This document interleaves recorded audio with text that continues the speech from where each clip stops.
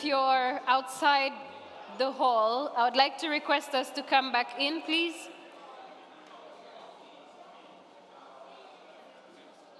I would like to request us all to reconvene for the next session.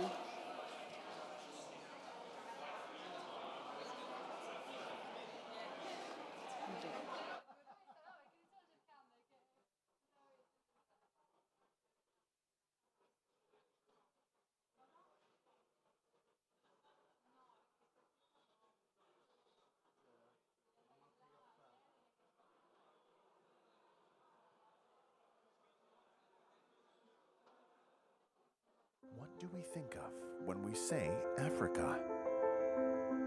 Today, the most reasonable answer would be growth. Africa is growing at an unrelenting speed in terms of demographics, economics, urbanization, and digitalization. And as any growth, Africa's development is coming with a huge potential for investments and a huge need for energy. Good news. The world's fastest growing continent is also one of the richest areas in terms of renewable energy potential. Wind, sun, water, geothermal. Wild forces of nature ready to be turned into energy. Pure, powerful, renewable energy. But nature won't turn into electricity all by itself. It needs technology, workforce, infrastructure, know-how, in one word, investments. Despite Africa's huge potential, only 2% of the world's added renewable energy capacity was installed here in the last decade. Why is it so hard to invest in renewable energy in Africa? Because it's not always a fertile land for private investments, with geopolitical and financial risks, insufficient support to investors throughout the project. Good afternoon, everybody. Good afternoon. Can you hear me? Good afternoon. I'd like to request us to take our seats, please. Can we please take our seats so we can start the next session, please?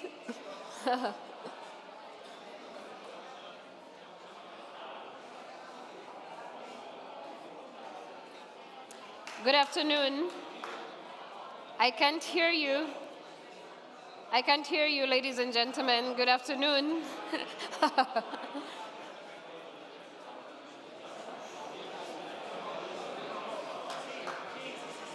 All right, it's time for us now to kick off our next session. And I would like to request that we spare that time that we're using now for the lunchtime break, so we can continue our conversations during lunch break. So let's take our seats and kick off our next session. Good afternoon, ladies and gentlemen. I hope you enjoyed your coffee break. I'm going to make this real quick, and I hope that our next session is going to be just as fast-paced or faster than the morning session that we had. So without further ado, I would like to quickly go over our next session before lunchtime. So we're going to have a presentation that's done by Anna. Anna Rovza is going to do a presentation on sustainable electricity for a prosperous Africa. And she is the head of international partnerships at RES4Africa Foundation. And then thereafter, we will have our first panel session. You can see the seats here. And that's going to be moderated by Gas Schellekens, who is going to be the moderator for our panel that is going to focus on challenges and opportunities for Africa's renewable energy transition. So without further ado, let me welcome Anna Rovza, who is the head of partnerships, head of international partnerships at RES4Africa Foundation. Thanks, Joy. All right. Have fun.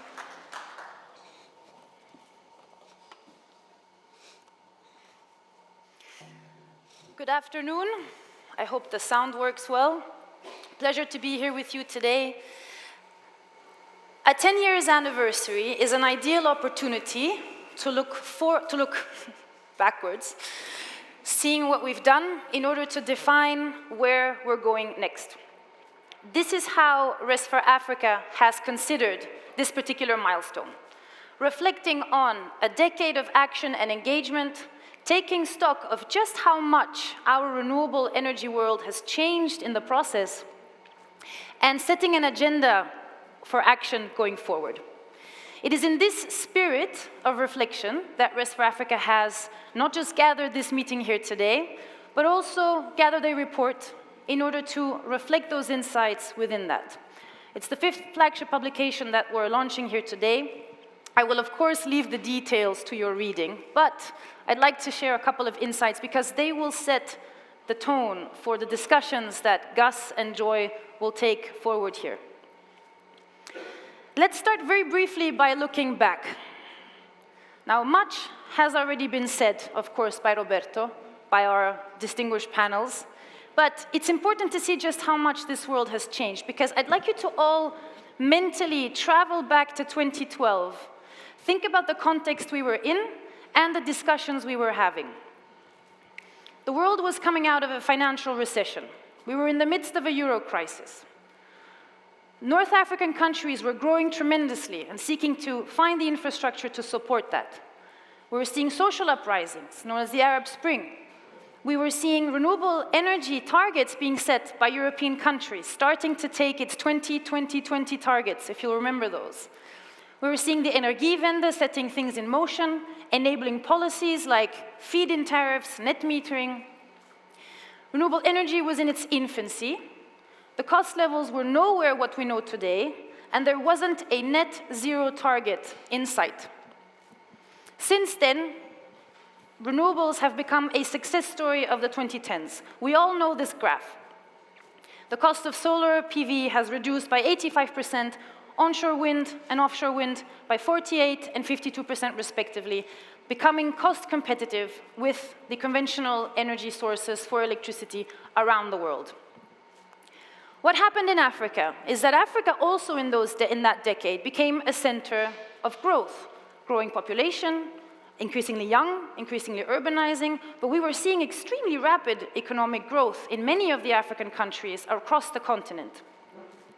We were seeing also signs of them embracing renewables, setting targets, setting national development strategies, long-term, and we have today very important success stories in Africa, homegrown, that demonstrate this. The potential, we have mentioned it multiple times, but it can become a renewable energy powerhouse. More is needed in that sense, because we know that global renewable energy capacity additions have increased tremendously. Last year was another record growth, as Laura said this morning, set to continue. So this is a beacon of, a sign of a good direction.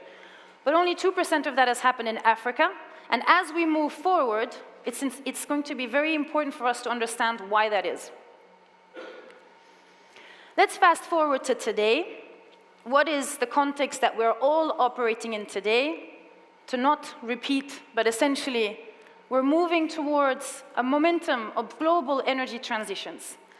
To this day, never before have so many countries and companies made net zero pledges by 2050.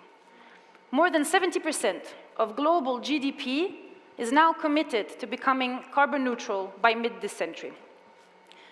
Energy technologies, renewable energy technologies, not just solar and wind anymore, but electric vehicles, batteries, and so on, are going to enable that transition. And sustainability as a whole has become part of the agenda. For private sector, for consumers, for investors, we're heading in this direction. The uncertainty that we see today emphasizes that even more. COVID-19 is by no means over. It is still affecting our global economy today. We know that there is urgent change to be needed on climate action, where we see impacts today, not tomorrow, but today. And of course, an uncertainty of a military conflict within our very continent. First and foremost, a humanitarian tragedy, but second, sending important ripple effects across sectors and geographies. Africa, at the same time, today is becoming a real big player in the global economy. It is facing challenges as it grows there in that direction. COVID-19 has impacted poverty, has pushed many Africans back into poverty, reversed access progress that has been made, like Laura said this morning, and has reduced fiscal space for countries to be dealing with all these agenda priorities. Important decisions are going to have to be taken in this context.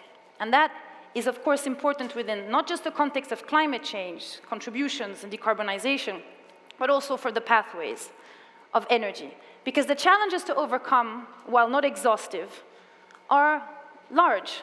Access to energy is the #1 priority goal.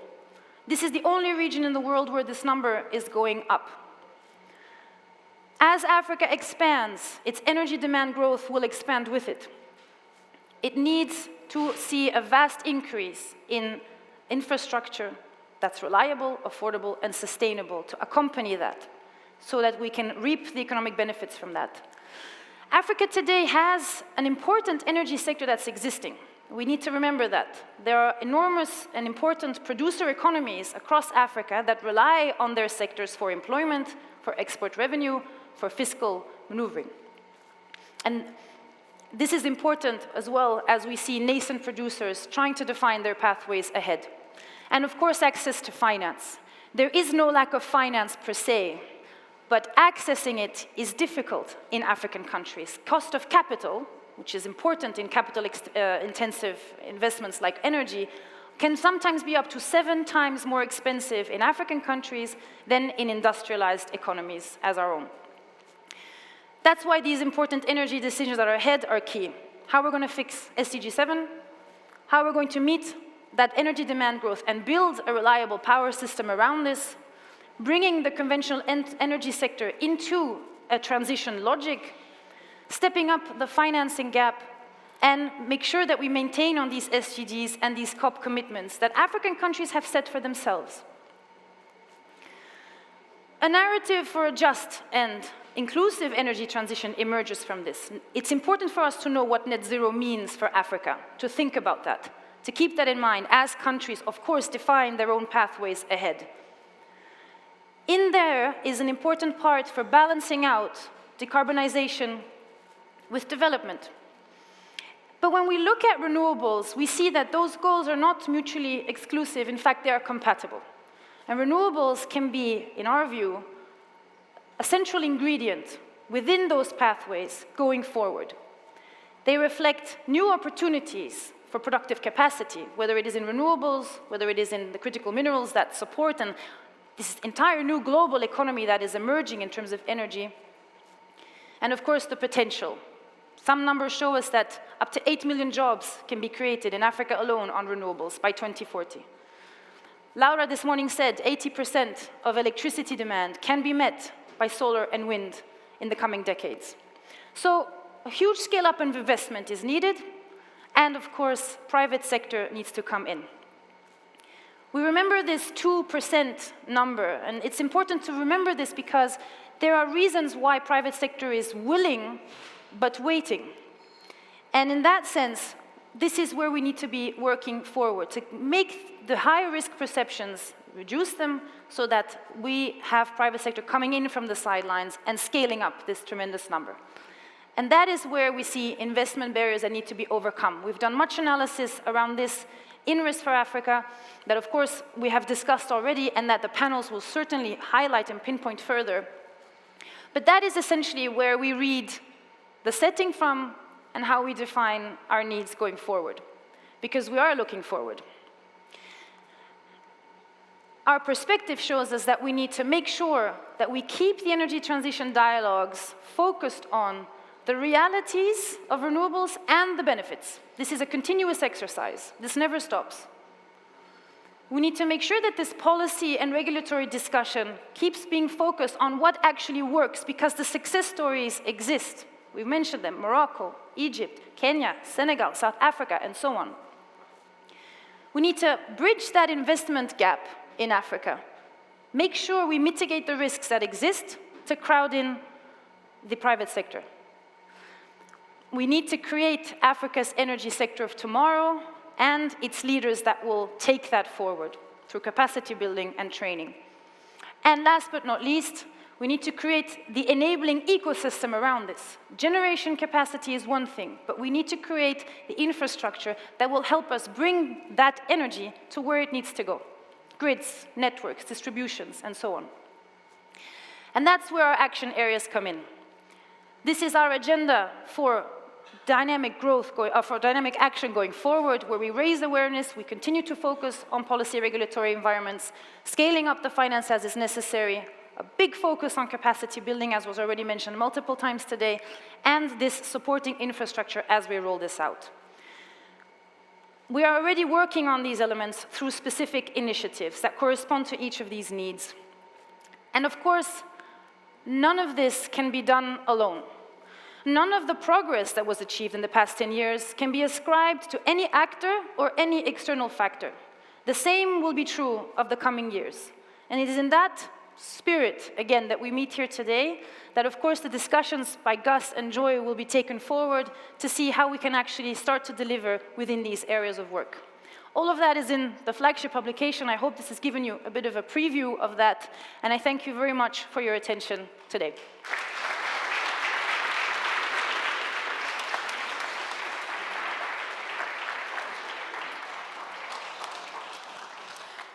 Thank you very much, Anna, for that great presentation.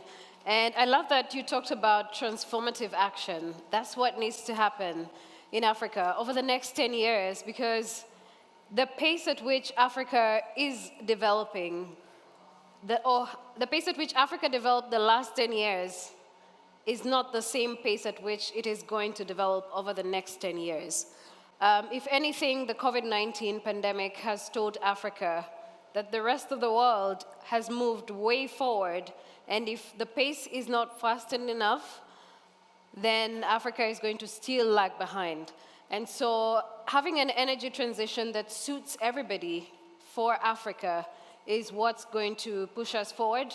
And so I'd like to introduce our moderator for the panel that's going to focus on the challenges and opportunities for Africa's renewable energy transition. And he's none other than Gus Schellekens, who is going to take it on and introduce his panelists as well to us. A warm welcome to you and a round of applause for him. Thank you, Joy.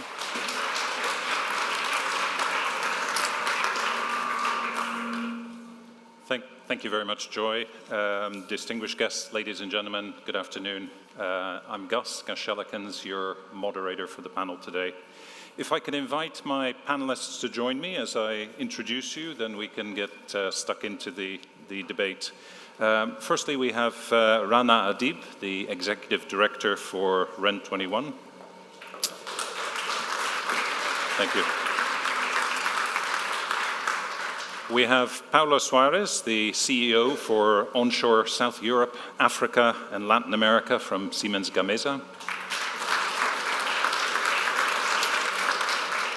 We have Alessandro Stefanoni, the Managing Director, Energy Industry for Intesa San Paulo. We have Ahmed Baroudi, from the Director General from SIE in Morocco. Welcome. We have Guido Agostinelli, the Senior Industry Specialist from the IFC. And finally, we have Bastiaan Verink, the Investment Officer, Project Finance and Guarantees from EIB Global. Welcome.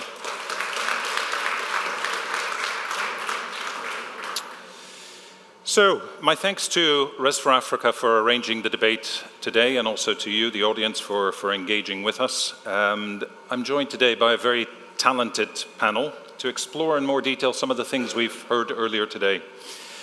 We've heard from a variety of inspirational speakers, what has been achieved, what is ahead of us, but also from Anna most recently, what are some of the key insights from the flagship report which was launched today.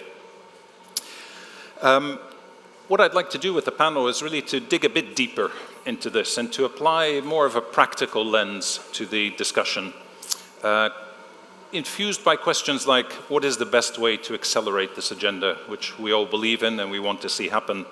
How can we make real progress happen on the ground in the next couple of years? What should RES4Africa's role in this be going forward? And most importantly, I think for all of us, how can we add lasting value on the ground with what we do, with our efforts, our investments, the capacity building, and everything else?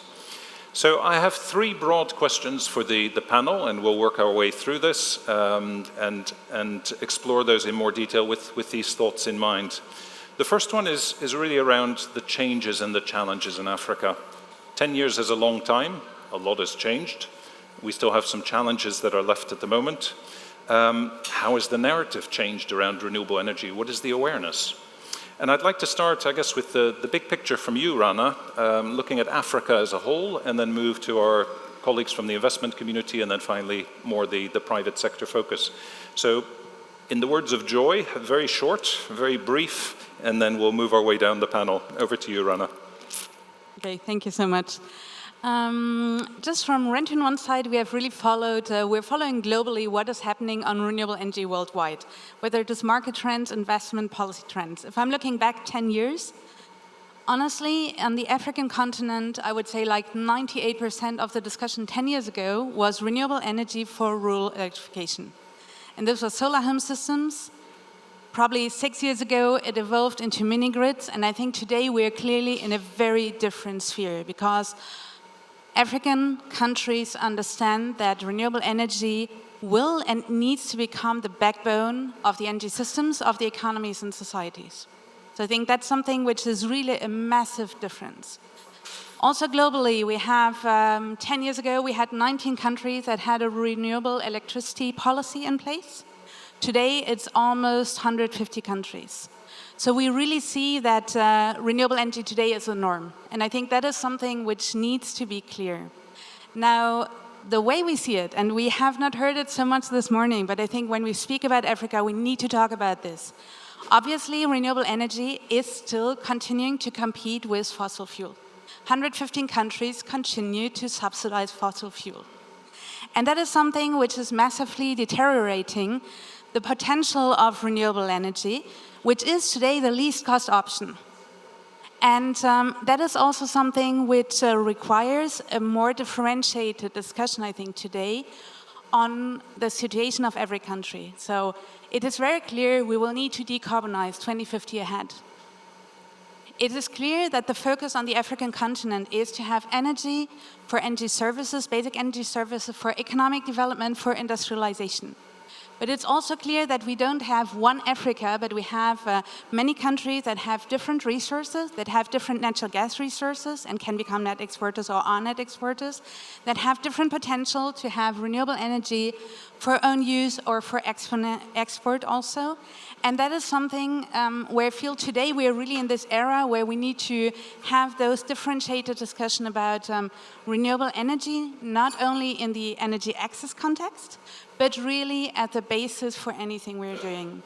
I would like to just underline, 10 years ago, we still had until 2030, 10 more years' time to reach like the energy access targets, SDG 7.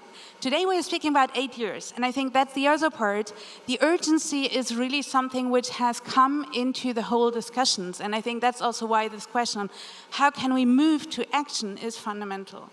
Now, on the African continent, just to mention, we heard basically the installed capacities on Africa.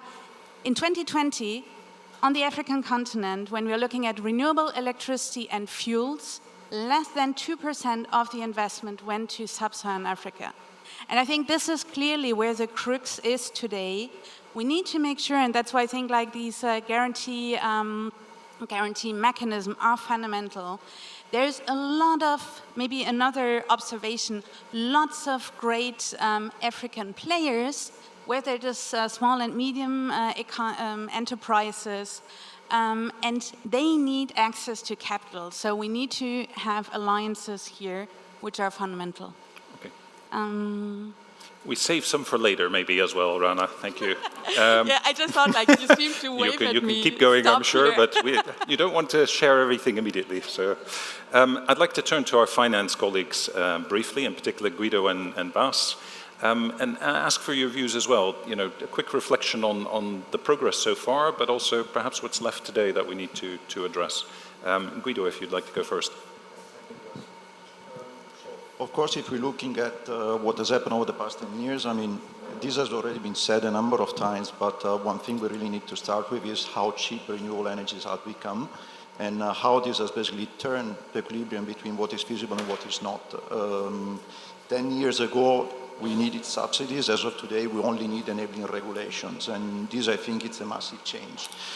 We should also observe the changes which we have in technology. So Rana was referring before to energy access. I think that actually what we've seen in the field of solar home system, ecosystem, and you know, it may not be so important in terms of revenue and volumes generated globally, because we're talking less than 0.5% of the total of the volume in dollar volume and megawatt volume, but we provided access to hundreds of millions of people, literally. Now, talking about the challenges, one of the biggest challenges is actually how you're going to upgrade consumption, because with solar home system, you have what you call tier 1 consumption, around 150 kilowatt hour per year of electricity, which basically provides you light and very few other services. And you want to move to tier 3 and tier 5, 1,500 kilowatt hour. To do this, you cannot do just with solar home system. You will need mini grid. You will need basically integration also with the grid itself. Beside this, I think another thing we need to observe is also the growth of distributed generation, which is something we will see in the future, where we're really talking about much larger system and a way of development of the power system, which is actually potentially detached from transmission, but not from the distribution system itself. Another thing which I would like to observe in terms of the successes over the last 10 years, it's then really on the utility scale level, the success of some large procurement, which we've seen in the past, starting with the RES4Africa in South Africa, the BEMBAM project in Egypt, our own scaling solar program. These, I think, are landmark transaction and landmark development, even though we have to note that it wasn't so easy to replicate them. And we were looking at other programming. The challenge is really how can you actually make this to become a cookie cutter type of development. I'll stop here actually to leave also. Perfect, thank you. Bas? Yeah. Thanks very much for the opportunity to speak here today. Well, first of all, I think we recognize very much the points that the other panelists and particularly Guido have made. I think in the past 10 years, a lot has been about individual successes, individual projects in individual countries, oftentimes first in country, bespoke solutions, bespoke financing solutions. And increasingly, I think we're moving to a scheme where the renewable energy structures, the generation projects are very well understood, and it's just a matter of replicating it over and over, increasingly at larger scale. As Guido mentioned, that it's not something that is always that easy, but it is where we need to be heading. I think the projects that were briefly highlighted, sort of the moving from sort of the BEMBAM projects in Egypt towards the tenders that we've seen in South Africa and Zambia, they sort of illustrate also the process that we've made. As many of you know, the Egyptian projects have fixed tariffs, started off very high, whereas the South Africans and the Zambians opted for competitive procurement practice and yielded much lower prices. In turn, also affecting prices in other markets.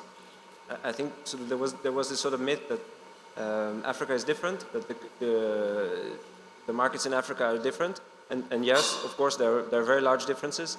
But the same principles of competitiveness also apply here, and that is, I think, something that we've seen very, very strongly, and prices have come down substantially as a result of that. I think what still remains is a question of how to increase the deployment rate, both in terms of volume, because projects of 10, 20 megawatts, 40 megawatts even, they can be a success. They can be the first project in a country, but they don't sort of materially affect, one, the conditions in the country, two, sort of the challenges we face globally, but thirdly, more importantly, they also don't attract the attention of sort of large industrial players, of the tier 1 entities that really can move markets. And for that, we need pipelines that are sizable. We need projects that are sizable, so that large swathes of capital can be made available. Let me leave it here. Great, thank you. Those are all very helpful points. I'd like to turn quickly to Paolo, Ahmed, and then Alessandro, if you have any thoughts for the first question. Paolo, please.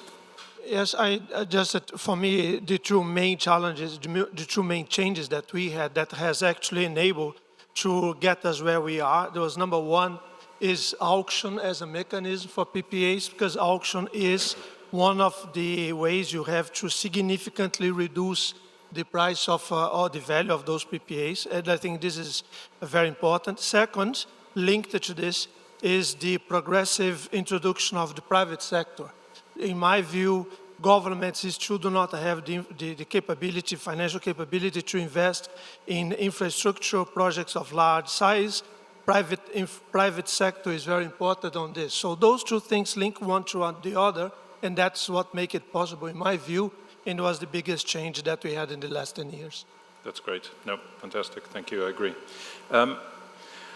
Ahmed, if I can come to you, and then Alessandro, maybe as an overall answer for question one, based on what we've heard. Ahmed, Morocco is obviously more advanced. You have a lot of lessons from the last 10 years, I would think. What are some of those lessons also for the rest of Africa as we look forward to the challenges that remain? Well, in Morocco, we started our energy transition since 2009, 2010. And recently, with the new government, we took a stock to take and to learn lessons of the past and to decide how to improve our weaknesses and to start and to create a new dynamic. The new dynamic is starting in Morocco. We have initiated, how I can say that it's an energy transition phase, a 2.0 phase in Morocco. The part which I'm in charge to manage is the energy efficiency. To illustrate the new dynamic in Morocco, energy efficiency is key for us, and not only for us, for all African countries, because the best energy, all of us knows that is the one that we can save before any investment. Well, what we are doing today, we are creating the conditions for private investment and to open the market for private actors. We are developing and we are working today, for example, to launch in the market new concepts in Morocco. It's not new in the world, but for us it's new, like performance bonds for energy efficiency based on energy insurance, energy saving insurance contracts. For example, we are launching new green bonds for raising funds to fund energy efficiency activities and projects. And SIE is also working on the development of the ecosystem of Morocco with the objective to have bankable projects in energy efficiency, because it's really bankable. But we have to set first the real conditions, all that with the support of the new Ministry of Energy Transition on all regulatory aspects that have been anticipated in the two recently. Okay. Alessandro, any thoughts from you on the challenges and what remains? Yes, thank you. Good afternoon, everybody. Yes, first of all, it's clear that if you want to raise 120 billion of euro of investment for the next 10 years, it's clear that we need to have the private capital involved in this activity. This is activity that we are working also with the other financial party involved in the RES4Africa, as it's clear that there are a huge amount of liquidity available on the green market. And so there are a lot of investors that are looking for more alternative investment in renewable, in green ESG. It's for sure that Africa represents an amazing opportunity to invest this money, but we need to have activity, we need to have the rule clear, the PPA should be bankable, and in this year, ourselves, but also with the contribution of the other financial members, we are trying to create a mechanism with EFSD to guarantee the possibility to attract private capital also in this transaction, which is in this moment are most of them to DFI, to DCA, to multilateral. So it is important that, first of all, that the rule will be clear for us. No? So we are ready to do our job. We are ready. The second is very important, is to create the mechanism to mitigate, to enhance the market risk, which is outstanding. And the last is through the commitment for the public authority, as is clear that the PPA is signed between the off-taker, the local off-taker, and the producer. But at the end of the day, you need the commitment for the public authority. So this is the big challenge, but I think that we are on the right way to get it in the next, I hope, decade, also before, probably. Yeah, exactly. Yeah, the urgency is there. We can't wait another 10 years. That's very helpful. Alessandro, it sort of set us up for the next question, which is looking at the dimensions of the clean energy transition. And as we heard from Anna and in the report, in case you've had a chance to look at it, we've talked about political leadership being essential, really as the first step that's required to get this story going. The technical feasibility, I think, is there. There are no questions left anymore about whether the technology works. The market structure, countries are at different stages and we need to engage with them in the right way, and we've heard some thoughts on that already. The investment climate, no money, nothing happens, so we need to free up the investment. And then, of course, geopolitics and COVID, which has impacted everybody at the moment. So I'd like to hear from the panelists, again, probably in the same order, starting with you, Rana, around what you think needs to happen in these areas, some or all of the areas, and also the speed that it's possible to move forward with the changes that are necessary. Go too fast and things break, maybe go too slowly and people lose interest. So how do you get that balance right whilst you're still making progress? Again, very short, please. Thank you. Okay, I try to speak shorter and add one which was awareness raising. And I think this is one which is really important because unfortunately, there's still a lot of myth and misinformation out there. And there are also players who are actually not interested for Africa to accelerate the transition and to accelerate a renewable-based transition. That's just something which is also a reality, and I think we need to talk about it to be able to collectively address it. Now, how to create space? I think that all dimensions which are addressed by RES4Africa are fundamental. If I look at the risks, I think two main risks are still existing, and that's the off-taker risk in African countries, and it's the financial risks, and who is carrying basically those risks. So I think this needs to be a priority. The other part is private sector has been addressed here, is fundamental. I think entrepreneurship has been addressed, African entrepreneurship has been addressed, and I think that's another fundamental piece for the future. We will not get there if we don't also create basically the economic opportunities for the African youth and for African companies. And I think this is basically the part where there is a massive potential, and it's already been explored by many of the ones sitting in the room and around the world. Good alliances and strategic collaboration here. So I think this is one part. When we're looking into the Moroccan case, you mentioned building an ecosystem, and I think this is really what needs to happen now. Building an ecosystem so that there is enough pressure on the government to create the right policy and regulator frameworks. And this is something which can come from private industry, it can come from investors, locally but also internationally. It requires collaboration between the different institutional partners, that's also a reality, on the African continent and globally.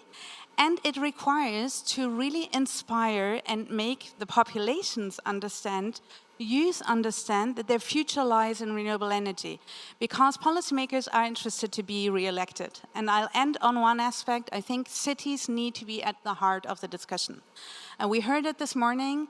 Cities are responsible for 75% of the energy consumption worldwide, 75% of the CO2 emissions, 55% of the population lives in cities.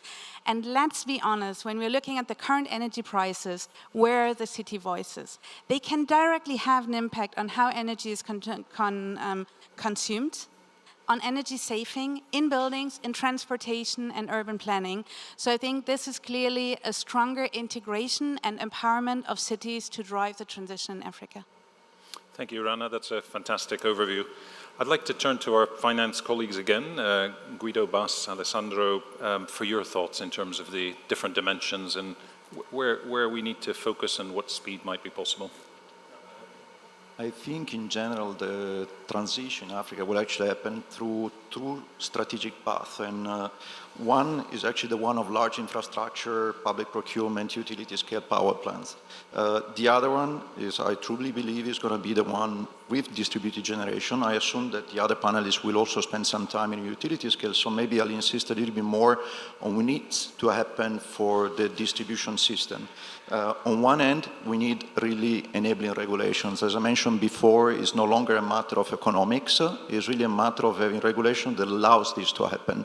And I would like to cite the example, for instance, which you have in front of our eyes, what has happened, for instance, in China, which next year is going to install anywhere between 60 and 80 gigawatts of solar, of which more than two-thirds are actually going to be residential system and commercial and industrial installations.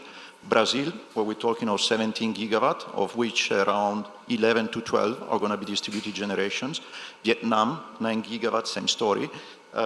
This can really happen in a situation where you have a conducive environment. And I really think that, for instance, access to the grid, the possibility to allow at least self-consumption and possibly transmit your electricity in the distribution network is really going to be key. So this is really one of the things which I think we should look at. Another trend which I think is going to be important is what happens to happen in the investment environment. On one end, the role of DFIs, developmental financial institutions such as IFC, has really been key and is going to be key to start to mobilize capital and to invest in large infrastructure. But what we start to see, and I welcome this, is actually the emergence also of financial intermediaries and smaller funds that are actually starting to carry out investments in, smaller distribution companies, smaller developers, etc. And we've seen this again from other markets. This is going to be a key parameter for enabling really a fast transition to renewable energy. Great, thank you. Bas, it would also be great to hear your thoughts from an overall point of view.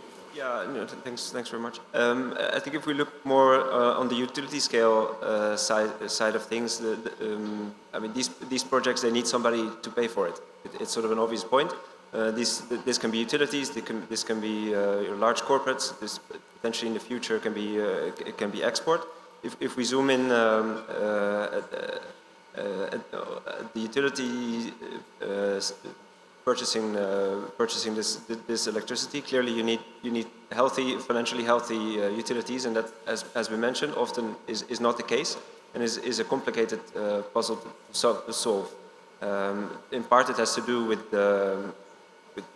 governments not contributing the subsidies to the utilities that need to be made. In part, it has to do with costs that are perhaps too high or cannot be supported. In part, it has to do with the sort of misalignment of tariffs that do not cover the operating cost of these utilities, potentially for political economy reasons. This really needs to be addressed soon, because it's a big bottleneck towards investment. It's a burden on the sector, and it just adds cost. It's been highlighted a number of times, but cost of capital goes up. The deployment of projects goes down. It negatively affects everything. And then development banks can sort of support that by guaranteeing the offtake. Sure, to some extent we can, but obviously not for everything everywhere all the time. And then there's also the aspect of perverse incentives, in the sense that, to the extent that somebody else is paying for it, what are the incentives for the right individuals or groups to pay for it? The other aspect there, I think, that is important is price, and specifically sort of price discovery. Here it's common, increasingly in markets it's common, but in Africa, unfortunately, it's still not, and that will be something for the next few years to mainstream. If we take Kenya as an example, and I think it's largely a success story. I mean, it's over 90% renewable energy grid already, so you can't really speak about a transition to begin with. It's already green. But Kenya itself is only just now starting to implement auctions for renewable energy and has not been doing that for the past 10 years. And I think that transposes well to the other countries, to many of the other countries where this is still something that is to be adopted. I mean, the importance of this relates also to sort of the long-term sustainability of these projects. I mean, if the price is set too high, you end up with projects that are costly, and then as costs over time come down, you get pressure on these projects and on the contracts to potentially renegotiate. That then challenges the sanctity of contract principle and then undermines the trust in the investment climate more generally. So getting the price right is important.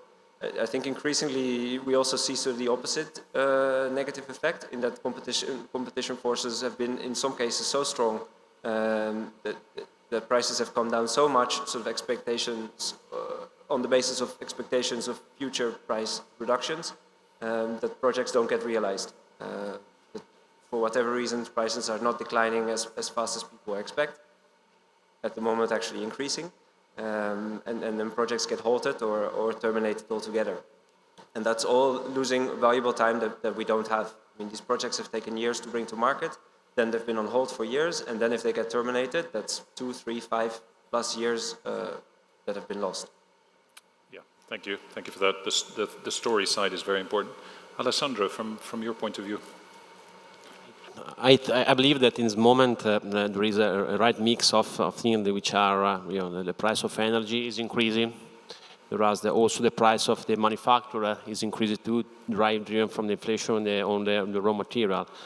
On the same time, really we need to have, to unlock a lot of investment, taking consideration that we live in this particular situation. And in this moment, also the African country has to suffer the outbreak of the COVID and the war, and also the pressure of the sovereign debt, which is most of the sovereign bank is denominated in US and European currency.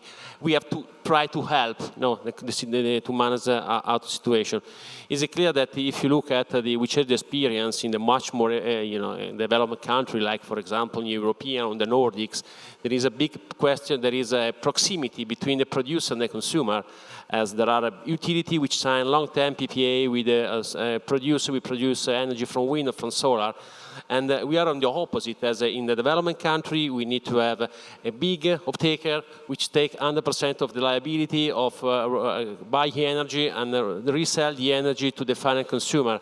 But it's clear that at the end of the day, we have also to consider what is happening on the last part of the, on the chain, where there are probably some difficult to pay energy, to suffer the increase the price of the energy. There are also some emergency in the whale situation driven from the pandemic. So we have to mix everybody. So there is a lot of potentiality. What you see what happened in Morocco, also the South Africa. I think there are more than 8 billion of euro which are destinated energy transition in COP26 for South Africa.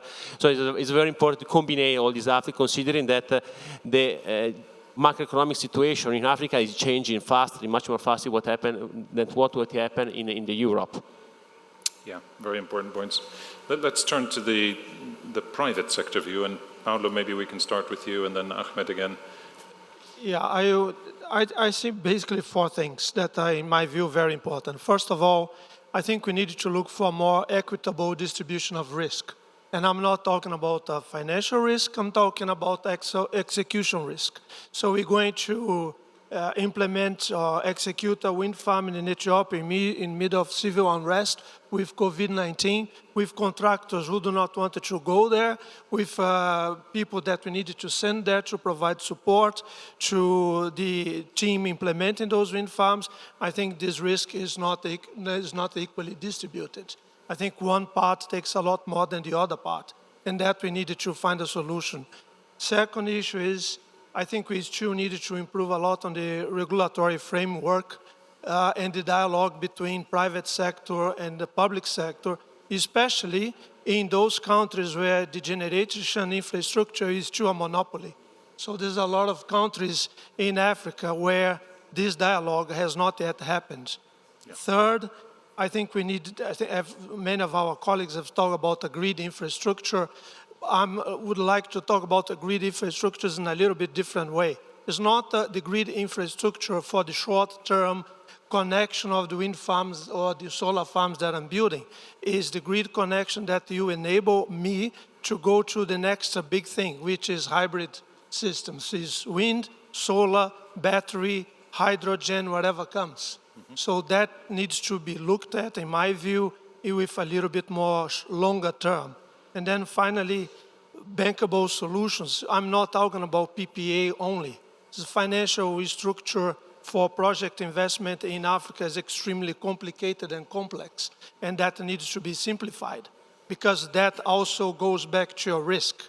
People see this as a risk and will shy away from going into those places. So I think those 4 points, my view, is two things that we needed to work very hard to try to fix it. Great, thank you. Ahmed, back to you, both in terms of the dimensions, but also maybe lessons around affordability and appropriateness of technology for different African countries, which is sometimes overlooked as well. The technologies in Africa for renewable energy for sure will play a key role. And there is a clear need in Africa to develop renewable energy solutions. But at the end of the day, African people need affordable solutions. Affordable solutions which allow them to improve the quality of their life. Mm-hmm. That's the priority. We have to start there. Affordable solutions using the current technological solutions, but not only that, also considering the coming solutions in the market, which will create for sure some technological breakthrough, making these solutions cheaper and cheaper, more adapted to African conditions in terms of temperature, for example, sand, things like that. So that's what I think, my opinion. Yeah, great, thank you. Now we turn to the most exciting question, looking forward, and sort of RES4Africa's challenge areas. You've heard about them in the earlier presentation. They were, just as a reminder, raising awareness, the policy and regulatory development, scaling up finance, capacity building, and then supporting and transformative infrastructure. And thinking about this sense of urgency and this need to have impact, lasting impact, local impact quickly, I'd like to explore the views from the panel again in terms of how they can best be delivered, what RES4Africa should do, what some of the other partners should do.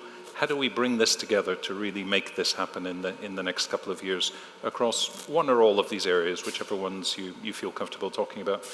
Rana, back to you again, please. Okay. I think the different entry points of RES4Africa are still relevant today. I think it's more about how to shape it. As I said before, I think a massive focus needs to be on how we create the right market and regulatory frameworks. And here I would like to bring in another aspect, again, building on the ecosystem. We have different entry points. Historically, we look at the supply side and at the energy policies. But we have a key lever on the energy demand side. Energy consumers, commercial energy consumers, industrial energy consumers can also contribute actively to shift the needle. And I think this is a part where putting renewable energy not only on the agenda of the energy ministries or power ministries, but of all ministries, will open up new opportunities here. Because the reality is, yes, we need the material for having renewable energy locally, but those days we speak a lot about energy sovereignty. We also need to speak about technology sovereignty. We heard this morning how important it is to create local value, and this is not by becoming and using only the material, but also creating economic value chains in renewable energy, but also in the sectors that are consuming renewable energy. So this is really how one aspect to broaden it. And then the other part, maybe on the awareness raising part, I really think that inspiration, we heard the youth voice it this morning. Inspiration is fundamental. To some extent, we need a massive communication campaign about the fact that renewable energy is not opposing development and climate, or opposing north and south, opposing development or economic opportunities. It is a bridging component, and I think that is really something which is important, so inspiration, but also really see how this makes our dialogues evolve with regard to this. A dialogue that is not about energy and energy infrastructure, but energy for mobility, energy for cooling, energy for health infrastructure. And the reality is we will need to stop as energy players to speak about energy, but rather speak about the key performance indicators of the target audiences and policymakers who are actually also very relevant around the energy transition discussion in Africa. Great, thank you very much. Alessandro, if I can turn to you around the dimensions and your thoughts on those, and how do we accelerate them to deliver more? I think that this scaling up represents the big task of ourselves. Just if we were to drive much more money from the capital, it's clear that the instrument that altogether are proposing to the EU Commission is something that could help. But on the other side, we have to have our homework at home, as we have to take this instrument and to try to perform the instrument of our internal rating instrument, just to have the clear evidence that this instrument can reduce the risk perception for the bank. It means of the absorb less capital, and we can have cheaper, as is clear that as a private investor, we have to evaluate also the pricing of based on the level of the risk of the country. So if you are in condition to deliver, and ourselves internally, yes, to keep this instrument as a good way to mitigate, to enhance the risk, there is also a lot of opportunity to use the instrument just to scale up the financing. As is clear, guys, we need a lot of money that need to be developed and deployed in the country, in the area. Great, thank you. Back to Guido and Bas, please. Guido, if you want to go first. Yes. Out of these five priorities, well, actually, the five are all priorities, right? But out of these five, maybe I'll spend a minute on raising awareness, in a sense that in the end, it's the information that gets to policymakers that enables certain decisions. And as far as raising awareness goes, the narrative around renewable energies has been oversimplified over time.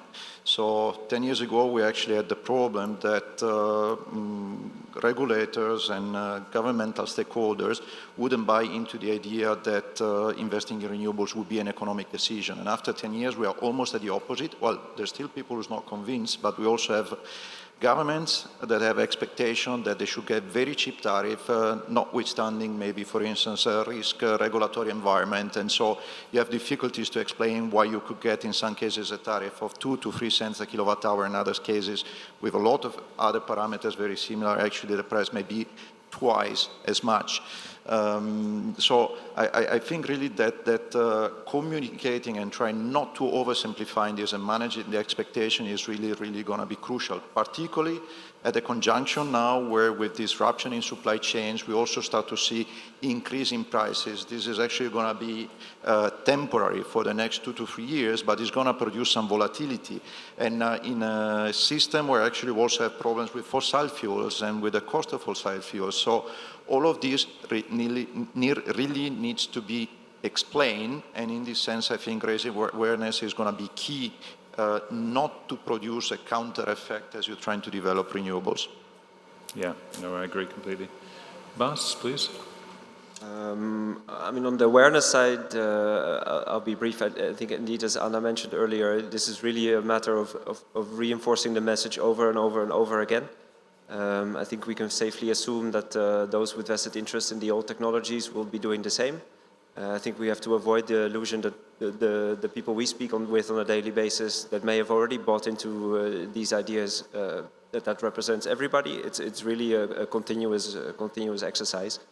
I think on our side, the 2 points where we can concretely support RES4Africa and its mission are on the scaling up of finance and the capacity building.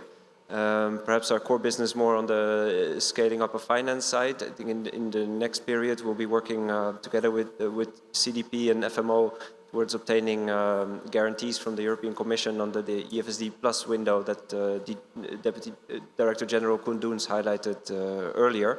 Hopefully this can be operational as early as next year, potentially slightly longer, to really scale up the amounts of investments that we can do on the continent. But more importantly, as also highlighted in the report, to bring a sort of a centralized approach from Europe, because there's certainly the perception that there's a lot of fragmentation with the various instruments, and that needs to stop. It needs to be clear what's available and what can be done in order to be effective. On the capacity building side, that's slightly less of our core business, but certainly very elementary to it, in that if there are no investment opportunities, if there are no projects, then there's also no lending and no investing. So in the near future, we'll be working with some initial countries in Africa to also support with technical assistance the development of renewable energy projects for auction. The initial thinking and expectation is that these will include 2 utility scale projects in Kenya and 2 in Niger. Hopefully in the next 3 to 5 years these can come to market, and then proof of model to be replicated in other countries as well. For us, that's a first. We took some inspiration from our fellow DFIs that have been doing and been working on this, and hopefully it can add, if not the benefits of the individual projects, at least sort of the further spreading of correct procurement approaches. Then a brief word on the transformational infrastructure as well, and I'll be short on this, but I think transmission and distribution has been overly mentioned as a point that clearly needs further investments. If we want to scale up the integration of renewables, this is a key bottleneck. For energy access, the same. I think the topic that has been a bit less mentioned, and I'll mention it at the risk of sort of fueling an existing hype already. But if and when green hydrogen does come to the African continent, and increasingly parties are working on making this happen, that will present huge investment opportunities. It will require very large human resources, very large capital needs, and that also needs to start somewhere. Potentially with smaller projects to get the learning going, to get the human resources in place, to then allow larger projects to happen. But as we know, unfortunately, the deployment cycles take a long time, so we better get started on these projects as early as possible. Thank you very much. Ahmed, if I can turn to you and your thoughts on the challenge areas and mobilizing them and measuring progress and getting results. What are your thoughts? What can RES4Africa really do to the challenge areas, for the different challenge areas that we've talked about, the 5 areas? How can they best be mobilized, and how should RES4Africa approach this? You've seen progress obviously in Morocco. When we're looking at other African countries, what are the suggestions in terms of how these areas can best be tackled to achieve the quickest impact? And a lot of things have been said already on that point. We can only agree on the majority of what have been said in terms of guarantees, in terms of mechanisms, etc., to accompany these actions toward Africa. But one point that I can maybe suggest is to think about how to develop the value chain in Africa also. That it's very important that would involve directly local private investors, local private industry managers, and also local political people. That would be a shared involvement between African players and European players that for my opinion, that would be really a sustainable approach. Thank you. And Paolo, please. Well, I guess since we talked about most of the things, I'll just talk about something completely different, which is, in my view, when we talk about awareness, we needed to actually make people understand what is the needs of the people in Africa from their standpoint, not from ours. Yeah. So I think many times we have this thing of trying to impose into other people what we think is good for them, without actually listening from them what they believe is good for them. And I was in an event with the Minister of Energy of Morocco a couple weeks ago, and we started the discussion on green energy, and she turned back to us and said, "Don't talk to me about the green or gray or blue hydrogen. I don't care. I care about affordable hydrogen." And I think this message about people needs to see what is the tangible benefit for them from their standpoint, not from ours. Yep. And I think this is a lot of work that a lot of companies are doing, a lot of people are doing, Siemens Gamesa also doing, but we still have a long way to go to actually listen to what they think is good for them. Yeah, I agree. And that's missed sometimes, starting from first principles to understand what is the local situation, what are people's needs, how do we go from there to deliver something that's needed, which then automatically becomes more lasting as well going forward. We are almost out of time. People will start waving at us very enthusiastically in a few minutes. To close things out, I'd like to ask for just a final thought or a wish from each of you. If you had one wish for something to happen in the next couple of years, what would you like to see, and you know, what would it look like? So if I can start at the end and then work back here, Bas, if we can start with you. Please. No, yeah, what do we wish? It's hard to say. I mean, really, I think if we can achieve the level of scale that we're all looking at, I think that would be an immense success. I think we can all be very proud in 10 years if we manage to achieve that. It will have changed the lives of many people. So let's work on that, making that happen. Yeah, you only have one wish, so you can't ask for everything. Good. If it's a wish from a wish list, I wish that I could see over the next 3 to 4 years massive investments in transmission and distribution infrastructure in Africa, because that would be the biggest enabler for anything moving forward. Great. Yeah. Ahmed? I repeat, a peaceful world, because typically a war like what we have in Ukraine is not sustainable for anybody, and the impact of that is too huge for populations on one side. On the other side, maybe, you know, cross coordination between countries, between African countries. On our side, we announced in Glasgow the creation of an African club, for a super ESCO African club between countries. It will be a platform, an exchange platform between the countries in energy efficiency sector. Yeah, agree. More understanding and collaboration. Yes, I wish to be here in no more than 10 years, but probably before, to look how does the African people benefit for the energy transition. This is what we really need, as it means that if the population is in condition, the metropolitan area, the rural area is in condition to benefit from the green waves on the energy transition, it means that we have did a very good job in the last year. Yeah. This is my wish. Thank you. Thank you. Paulo? I think for me, is a general remark, I think we all know what we have to do. So my biggest wish is that we execute in everything that we said. Execute, do it what we said we will do. That's simple. Yeah. Thank you. Rana? Okay, I'll just build on this top lip servicing to just say the same you said in a more direct way, I guess. But I would say two things. To echo the Minister of Morocco, that we have the right policy and regulatory frameworks and de-risking mechanism that renewable energy and efficient renewable energy is the affordable energy, because this is actually fact-wise what is the case, but is not the case because the market and the regulatory frameworks do not allow for it. So this is my wish.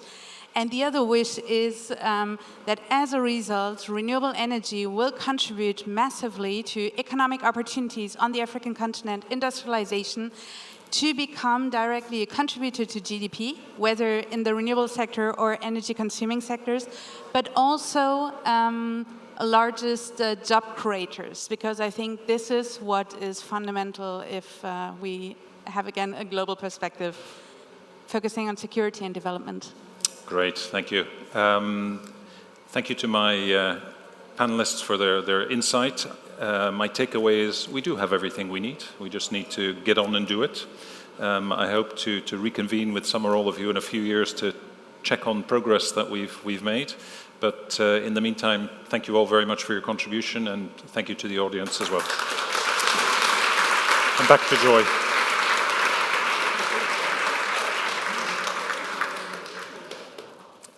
Thank you so much.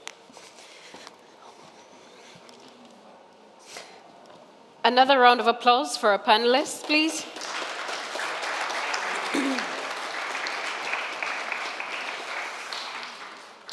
So I know some of you are saying, is it lunchtime yet? Well, it's almost lunchtime, but would also like to hear from the previous presidents of RES4Africa Foundation. So I'm going to start by inviting Mr. Antonio Camisecra, who is currently the head of NL Global Infrastructure and Networks Division.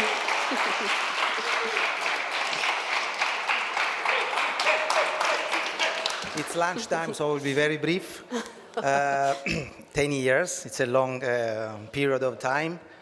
The only thing that is unchanged in these 10 years is Mr. Vigotti face. It looks like a child. I'm a little bit touched by this celebration, because when we started many years ago, it was more a dream to try to do something in Africa rather than a real project. And over time, this became a reality. We enlarged and extended to the entire continent. We harvested some success, many delusions, but I think that overall it has been a very, let's say, enriching and inspiring experience that we had working together with many peers, colleagues, competitors in so many countries in Africa. We cannot be satisfied by the results. So much yet must be achieved in the next years. But I think we have laid down the foundation, let's say, a spirit of wanting, desiring renewables as the main source of power, of electricity also for Africa. And this is especially valid today when we're living in an international geopolitical crisis with energy at the center of it. So there is no more of a magic moment like the one that we are living today. Africa must contribute to the energy transition without, let's say, limiting in any moment the right of the African people to have a stable, sustainable, reliable source of electricity for human development. That is what we all desire for this continent. I think RES4Africa, along these 10 years, has done this quite well with a limited group of people, and also, I would say, with a limited budget, always too much, but with a limited budget at the end. So the effectiveness of the results of RES4Africa, I think, are in front of you. And probably we can say that they are condensed in the book, in the celebration book that you have found on the chairs, because the quality is really nice, it's really good. I mean, it's let's say, the evidence of the quality with which we've been working along those years. Now there is also a grid logo in the Africa map, because as it's been said several times, it's an important infrastructural element that without which there would be no development. Now I am in the grid, so I feel the responsibility as I felt in the renewable side. So I've been working, still maintaining close, a distance, but close to RES4Africa, as far as I can be distant from Mr. Vigotti, which is impossible, you know, to detach from him. So what I can say, I really wish other 10 years of successes, dreams, projects, facts that only an association, now a foundation like RES4Africa could really lay on ground, be visible for the policymakers, for the decision makers, as an inspiration for what has to be done to really accelerate in the renewables energy developments in Africa. So thank you. Stay with us for the next 10 years. Gather with more people because we need help. And I don't know if Mr. Vigotti, do you last 10 years more? Yes, you will. Thank you very much.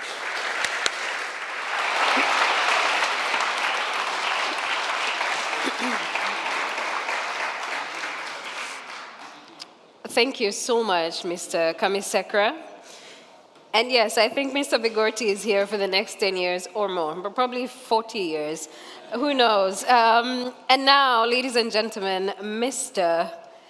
Francesco Venturini, who is the head of NLX and also has been a former RES4Africa Foundation president. A round of applause for him.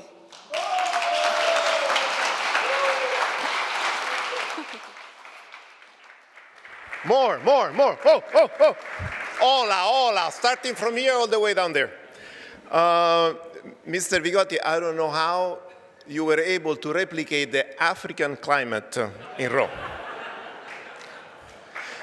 Not just inside, also outside. It's with the church, obviously. I am very pleased to be here, obviously, and I don't wish you another 10 years. I need to do something more than Mr. Kamisekera. I wish you 100 years more. 100 years more as a president. Anyway, what a journey. Was really a big, long, intense journey. 10 years. This is a birthday. So I hope that we have the cake during lunch, at the end of lunch. No, we don't have the cake. Because it's a very important celebration. I am still convinced about one thing about this continent. There is the key of leapfrogging everybody else in terms of technology. Africa can really go from very little energy, because let's admit it, there is an energy issue in that continent, to full renewables. This is a dream. This was my dream as a president, and I think it was the dream of, has been the dream for RES4Africa for a long time. It's possible. You guys just said it. It's just a matter of action. A little step at a time, like it works in Africa. So I'm the only person between you and lunch, and because of this, I'm going to discuss about the future of Africa for the next 45 minutes. I hope that you're ready. I saw a terrified face there. It's not going to happen. I really wish you another 100 years of fantastic celebrations. Roberto Vigotti is going to be there supporting. He keeps saying no, but I don't understand if it's not for the 10 years, for the 100 years, or for what? He's resigning now. Guys, happy birthday. Thank you.